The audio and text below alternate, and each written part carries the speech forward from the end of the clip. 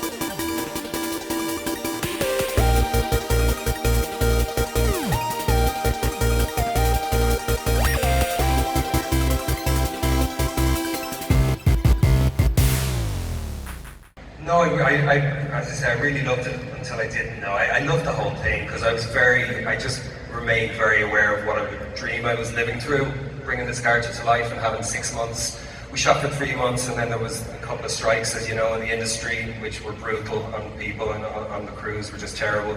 So we were stood down for 6 months, and then we came back for 3. See it like them charging, like thousands of horses charging, and they both stopped and went, how many horses?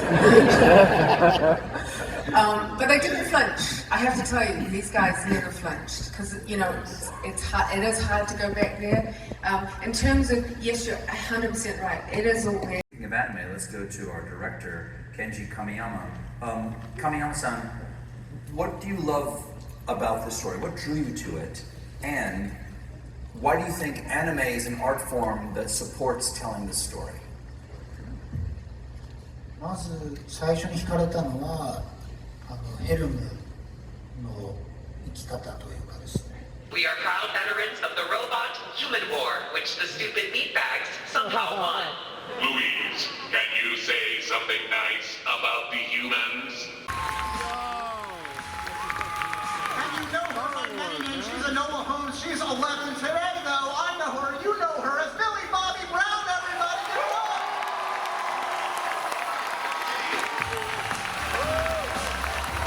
Michael, to your Tom Quinn party, and to the nerd god himself, Matt Smith, everybody.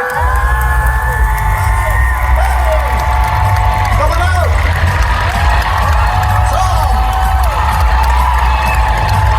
Tom has it terrible now. He lost half his face. I'm a cock. But yeah. Thank you so much for having us. Yeah, my best friend's nephew is 10, and he watched the whole show. Discussed on set before a scene, like, let's add this swear. What do you think? No. No, it just sort of happens. It's sort of like magic, isn't Yeah, it? you can't deny it. It's just what it is. Yeah, we're both in our armor. Big swords. He likes one queen, I like another queen. This is like your 4th sold-out audience in 6 months. We could have been filming season 4 here in the kennels. How does it feel? Yeah, as you can tell, we're looking for work. I started with Creature Commandos. Well, the reason is, very technical. It's because it was written when I started as the CEO of DC Studios. The truth is like I had talked to Max about creating something after the Peacemaker did so well, and doing something in animation.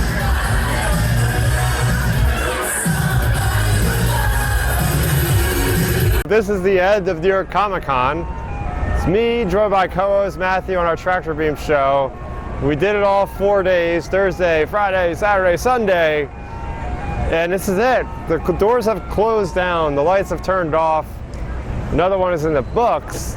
What'd you think this year, man? This year, it's a little different because it's my second time around, so I knew a bit more what to expect. Man, when the actors can actually talk, can actually share what they've been up to, what they're going to be up to, the work they've been done. Obviously, we're grateful. Again, I got to reiterate every single time. Grateful they got a fair deal. Grateful that the writers got a fair deal. It's the deal they can live with.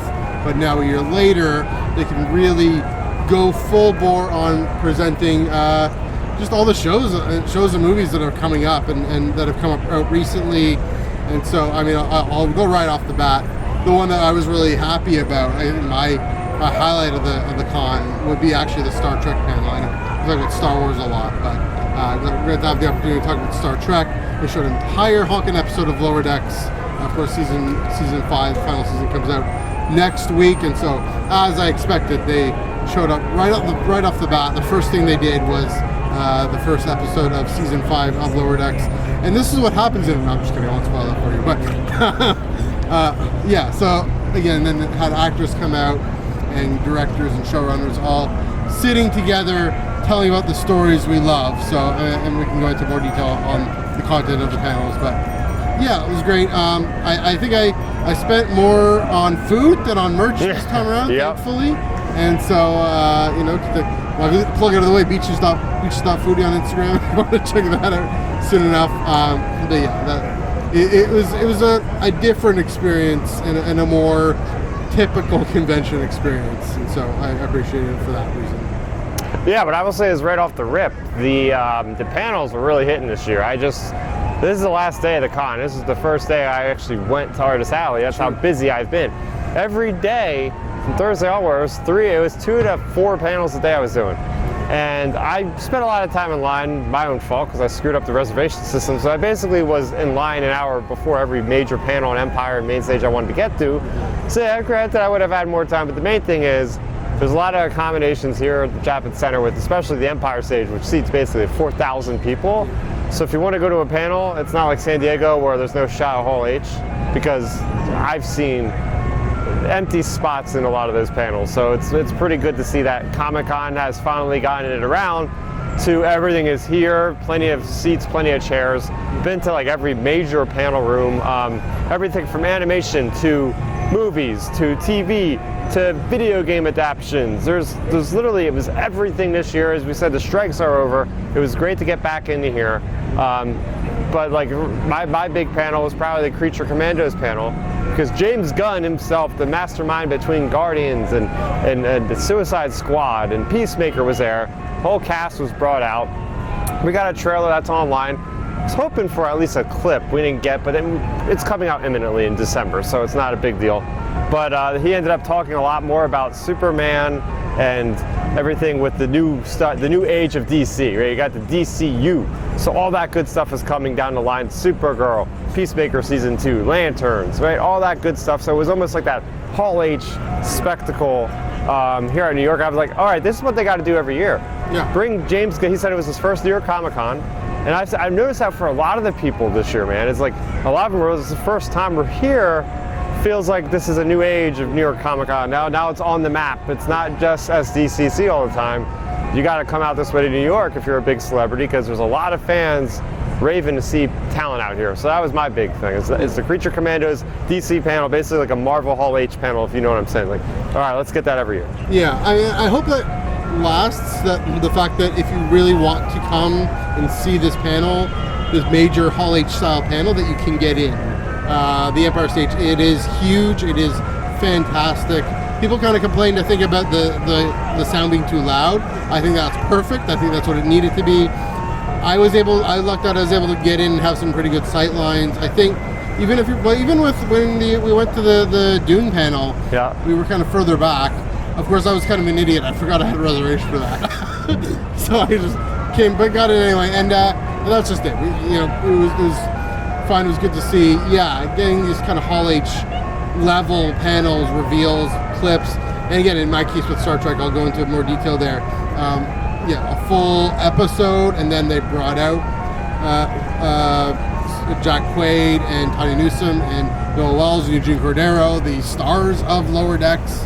Of course, that last season's coming out this week, and just to chat about this last season and everything. And then they brought out Robert Picardo from Voyager, who's going to be in the new Starfleet Academy series, and then had Michelle Yeoh piped in from Prague, because she's in Prague, but the rest of the Section 31 film that's coming out in January, and they talked about that. They showed a clip of Strange New Worlds, so can't forget Strange New Worlds. Season 3 comes out in 2025, and Season 4 they announced. Basically, I think they announced Season 4 at this Hall H style. I mean, it's not Hall H. It's the Empire stage at New York Comic Con. That's what this is. This isn't Hall H. This is the Empire stage. Yeah, it's the Empire stage. Yeah. Screw up that from the mind. Don't worry about comparisons anymore. Yeah. Again, I hope it's great to see it being huge and popular. I hope people can still get in to see these things. They were live streamed. That's another big thing. Another thing. Yeah, that was great. I kept seeing the YouTube notifications on my phone. Like, this is fantastic. And they're getting the Hall H content for free on YouTube. Yeah. So they showed a clip of Strange New Worlds, a new clip that we hadn't seen. The teaser was shown at San Diego, but the new clip from Season 3. And then, which is so Season 2 ends on a cliffhanger in prime Star Trek tradition, ends on a cliffhanger, and then Season 3 will jump right in where we left off. Then they talked about Section 31. They didn't show any, I don't think they really showed any clips or any trailers from that, but they did do a poster, which they didn't give out. The one disappointment I had is they could have given out that poster, because that poster is fire. Michelle Yeoh as Empress Philippa Georgiou, standing strong and tall on a yellow. Wow. I definitely want that poster. So hopefully there's a way to find that one. But again, yeah, Star Trek really having a strong presence. My childhood fandom is in incredible hands. It's in incredible state. After bouncing back from the last 10 years ago, it was kind of in the dust by Star Wars and Marvel. But now it's back right in full force. So happy to hear that, happy to see that. Yeah, and that's again the highlight. Obviously, we've talked more about the Star Wars content over on Tractor Beam, Lucasfilm Publishing panel. We will get to talking sometime about the Dark Horse panel. But yeah, it's I think what else? Yeah, there's the Lord of the Rings. Such a good panel. That was pretty fun. That was a highlight. Yeah, that was in the main stage, which I guess they kind of have to put some things in the main stage. But that was. I'm shocked that wasn't on the Empire stage. Absolutely, that was like the panel sold out the first. Yeah. And I like the spectacle. I like the moderator. We had really good moderators this year. We had Stephen Colbert come out as a super fan of Lord of the Rings. Yeah. And well, it's not like he came out about it. Like we've known that, but he was out on stage as the moderator for the panel, and it was great because we've seen like some behind the scenes stuff. We've also seen clips. We got a pipe in from Peter Jackson busting the chops of the moderator Stephen Colbert's his vast lore knowledge of Lord of the Rings, and he got it. What was the species of horse or the breed of horse that Shadowfax is from Rohan? So it was really funny, really good stuff there.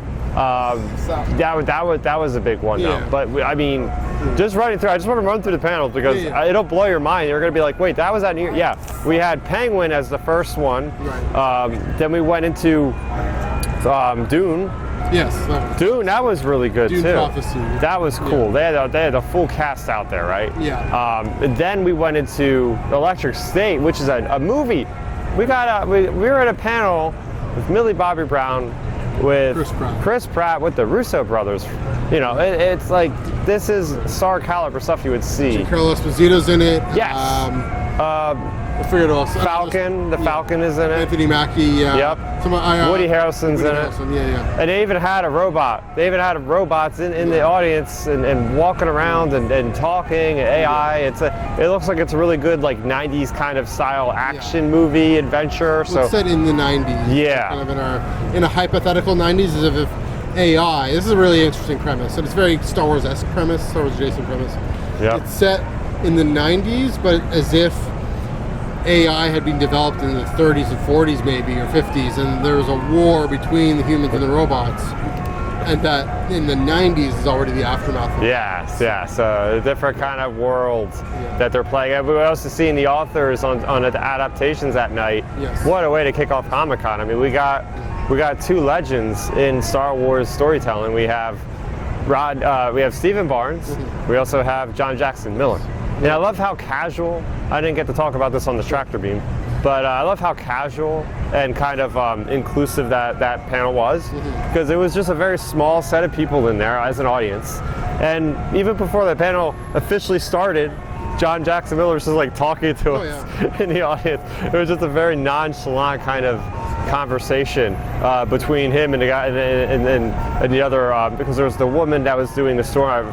Forgive me, I forget her name, but she does a storm book for Disney.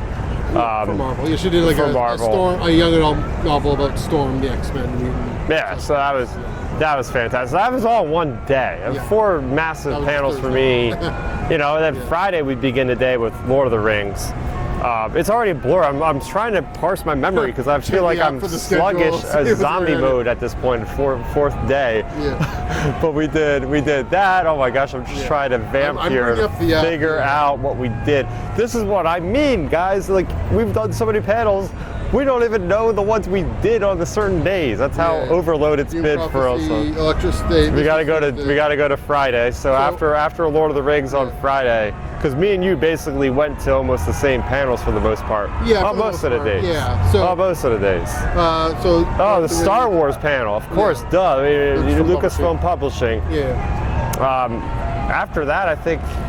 So we didn't do the Sony one. You didn't do the Sony one, but we didn't do the Sony one. No. There were 2 more Star Trek panels I went to that were a lot more intimate. Just sort of intimate. One was was in that same kind of publishing track room. This was Thursday. Adam Nimoy, the son of Leonard Nimoy, really, and I was surprised by this. This was incredibly personal. This was entirely about, in the real world, a grown-up son in his 50s talking about his incredibly difficult, fraught relationship with his father. And a real world really telling us about his real life, and it's about a book, his biography that he wrote. It's Adam Nimoy writing kind of his perspective on Leonard Nimoy and how they had to really patch things up and really take a lot of time, and it was relatable for a lot of folks, I think, because we all have at least one parent where we have people trouble with this. Some, not all of us, but most of us tend to, and so yeah, I thought it was to kick off Comic-Con with that tone. It's the kind of thing I'm into, kind of thing I'm interested in thinking about and caring about. It was moderated by John Jackson Miller himself. There we go. It's interesting because my impression of him, even last year, it kind of changed. Like he writes, he's not quite hard sci-fi novels. He kind of does, but the real story, he really gets the heart of the story as well. And in the author panel that night, in the same room, in the literary track, just 106 or whatever it is. Really going into the Jedi Council and what's it called, The Living Force, which came out this past year, which we could finally actually talk about because yay! So then we of course the Lucasfilm Publishing panel on Friday. We gave our instant reaction over on the Tractor Beam. I'll give my thoughts. I have further thoughts now. So I don't know if we necessarily need to just programming. No, we don't necessarily need to go live on SWU. Nah. It's funny. I have two thoughts on the lack of reveal of what the next publishing Marvel Star Wars publishing thing is. The next major thing, the next major era is. On Friday, my instant reaction kind of is the positive interpretation. I won't call it a spin. A positive interpretation is I'll start with a negative interpretation. The negative interpretation is they don't know. Let's say is that they're just too reticent. And that's kind of the vibe that we're starting to get from Lucasfilm. I think we've gotten it. Really, I like to blame JJ for everything, but the JJ Abrams black box. Yeah, that's. I wonder if it really set precedent. I wonder if it really gave in Lucasfilm a culture of reactivity, a culture of reticence in actually sharing what's coming down the pipe. We had a bit of an interaction today, and I won't get into the details about that reminded us of a comic book that wasn't finished, and I don't want to get into that, but the lack of transparency and proactivity, and I wish, and I'm saying this because I love Star Wars.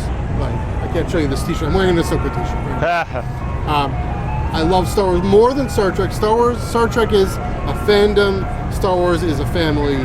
That's a good way to put it. Yeah, that's a good way to put it. For me, for Star Trek, other people. And Star Trek is my childhood. But I'm saying this out of love. Take a page from Marvel. Take a page from Star Trek. Take a page from literally everyone else who says, that gives a hint, gives a piece of what's down the pipe, is proactive in saying, this is what we're working on, this is what we're doing. Marvel Publishing, Marvel Comics, said the next big thing, and they said the big. They've already come out with this Doctor Doom crossover event that they're doing, and even Charles Soule is doing a Daredevil thing. I don't know if that or not. Yeah. Be proactive. At least tell us something about it, and they just didn't say anything about that. So that's the concern, the positive interpretation that I said on Friday.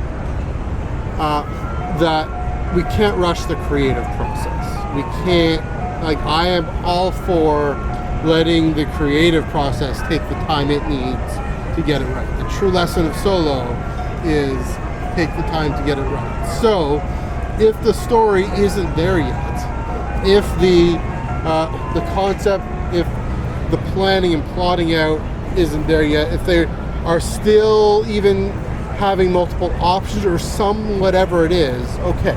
I'm okay with that. I'm good with that if they're taking the time to nail down and say, this is what we want to do, and everyone's on board, and this is who we're getting to write this thing, and all that, this, that, and the other. This brings me back to my first thing. At least say that. At least say Charles did say, I know what they're doing. I know what they're doing, but he didn't say what it is. And he says he's working on something, or Christina started to say he's working on something, and didn't say. So again, it's probably, my actual opinion is probably both at the same time. But again, let the creative process take its course. Let the fans know. I mean, that's the thing, is you were talking about how, we're going to be on YouTube talking about Star Wars here, but how the streaming numbers for talking about Star Wars on YouTube is down. We've let the fandom menace win, or let the fandom menace winning, and that's, we just can't. We just gotta do our thing and actually keep going. And they say we doing our thing. Here's the thing, Lucasfilm. I'm telling you right now, Lucasfilm. We are part of what you are doing. We are part of your family. Just look staring at the camera.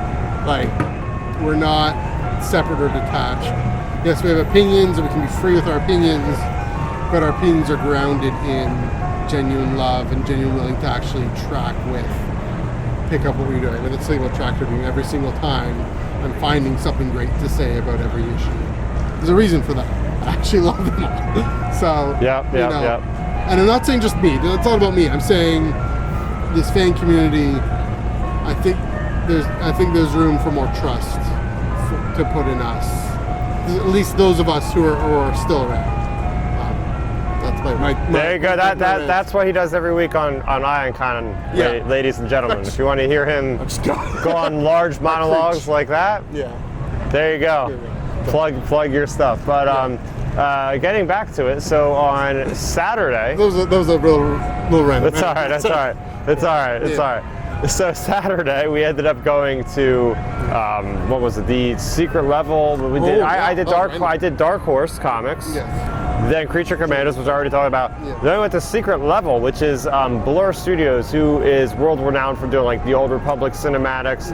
About several things for like Microsoft with Halo and different games. They are basically doing anthology series off of different IPs of different video games, and they showed off like so much good stuff. They showed it first off with a trailer with all the voice actors, from Arnold Schwarzenegger to Keanu Reeves and a whole bunch of other ones. But then they were showing us clips for like the Warhammer episode for 40K with Space Marines. They showed up another clip from World of what was it called? Eternum, which is the that other MMO. New World Eternum, which is Arnold Schwarzenegger playing chess and dying 100 times. Basically, like that's amazing. And then you also have Pac-Man, which got you even crazy about. So that was a lot of fun. And it was cool to see the two worlds combine of like film and video games in like one like crossover kind of product. I'm really glad I jumped into that on a whim. I was like, I don't know anything about this. I'm not a gamer, but it's a great opportunity, reminder to expand and just try out, checking something out that's new. It's a streaming series of 5 to 10 minute shorts about sci-fi fantasy. Like, how could I not like that? There you go. It's I love that because it's not at all what you think. It's going to be this weird creature wakes up forgetting who he is, and he's thin and green. And he looked like Plagueis a little bit. Yeah, he looked like Plagueis. Especially when he put the hood up. I'm like, yo. I thought about that. It looked like almost like Gollum. Yeah. A little bit. Or like the guy from Oddworld, which is like this old video game series, Oddworld Creatures Munch or something like that. But so that was that one. And then today, Sunday, I ended up going to House of the Dragons, kind of like in retrospect for season 2. That was great with Matt Smith. We had Fabian, who plays the Northman Knight. Kristen Cole. We have Aegon himself, the crippled king, which they made a few funny jokes about some things he might not have anymore. So it was definitely a kind of a really funny panel to start the day off. Like Matt Smith is great as always. Yeah. He's been to 100 of these Comic Cons. He's a veteran. Whereas some of the other panels, I don't think we're ever at a con, but they fit right in. Right. So yeah, that one. And then immediately after that, we went to the Hannibal panel, which I've never seen a single episode of Hannibal, but it was Mads Mikkelsen, and the other actor was, I know his first name was Hugh. So that was great, because it was just like Mads Mikkelsen, maybe, I don't know, but yeah, that was good. That was good. It was like 2 panels today where there wasn't promotion for anything new particularly, but they were celebrating something that had happened already, which is always fun to like kind of chill out and get some good hard-hitting introspection on the characters and different things like that. Yeah, that was the Dragon. It was fun. A lot of quick, snappy. It was Happy Sad Confused podcast. Josh Horowitz, I think his name is. So yeah, that was fine. Like nothing terribly insightful about the panel. Just their personalities and showing off their personalities and how it's an incredibly serious show. But that's been the big takeaway of that one.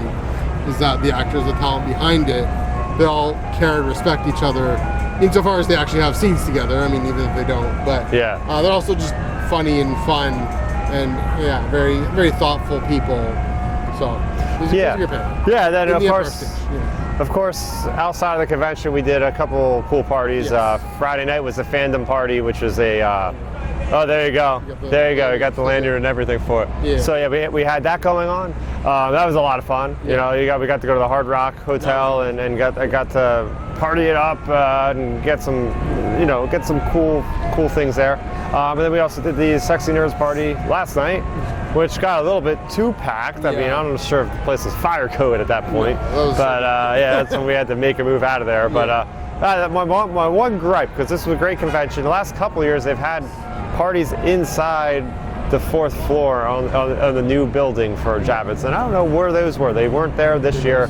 There's one Paramount threw, another one was thrown by Stars one year. It was like all, it's all free booze and little hors d'oeuvres. And they didn't want to pay for free booze. Yeah, they didn't want to. Fandom did. Fandom was amazing, and his 20th birthday. 20th anniversary. They paired up with Universal, the Epic theme park that's coming out, which I think they got release date for like this upcoming May. But I mean I think that about wraps it up for everything here. As you can tell, we barely talked about much else, but there's a lot of panels. I forgot to mention Todd Stashwick, who's Captain Shaw in Picard, another Star Trek panel, talking about his arc in with 7 of 9, and it was a really incredible panel. I asked the best question, and so I won a model of the Titan A. That was fun. And then that fandom panel, I gotta just show that again. 20th anniversary of Fandom, which is the app and the site that hosts Wikipedia and Memory Alpha and all these fan wikis. And so everything they're doing in the fandom, it was great to go and celebrate in this amazing venue. Also free food and drinks. Like can't complain. So that's for me. Friday was definitely the highlight. I mean, got to go chat about, listen to my rant about Lucasfilm Publishing. Notwithstanding, it was a fun panel for what we did get. Check out the Star Wars Underworld channel for that. Then after the signing, went down, chatted with Mark Guggenheim. Stephen that was so much fun. Charles Soule again. And, Alex Segura. Today we went around and chatted with Alex Segura and Charles and Tommy. And so that's something about cons. Is the creatives, especially, I'll say this every time, on the comics and novel side, I mean, New York Comic Con can't be beat, first of all. Nope. Second of all, even at Fan Expo Canada, wherever, they're right there. They want you to talk to them for the most part. They're happy to share. They're incredibly skilled and they know what to say and what not to say, but they're happy to share the love. You want to meet a creative and you don't want to spend through the roof on a photo op or a signature. These incredible storytellers downstairs, they're happy. For the most part, usually maybe charge $10, but if you buy a book right there for 20, 15, 20 bucks, they'll for sure sign it for free. So they're just grateful to share the love. I was able, even do a great moment with Charles Soule, at the Star Wars, the Lucasfilm signing. I had the day before I'd bought copy number 1 of his comic book Lucky Devils coming out from Image. He was really moved that I actually bought that comic that's coming out. It hasn't come out yet. Michael Siglane was there. He picked up my copy, gave it a look. He was curious, and so sharing the love about the big IPs and these creative own indie IPs. That Charles and Ryan Barnes together are developed. Ryan, I forget his last name. Sorry. Ryan Brown, and that's his name. He's the artist on that one. So, yeah, following these careers, these creatives, they're right there. Just they have a desk, they have a booth, they're happy to chat for the most part. So, go up and say hi. That's always one of the most fun things about a convention. Yeah, you can't lose fact of the human connection at these sort of things, right? Like, we're all here to have fun, to celebrate what we love about comics, movies, TV, video games. So, yeah, certainly it's always fun to just take 30 seconds to have a conversation with a stranger, because it's cool. You never know connections you might meet.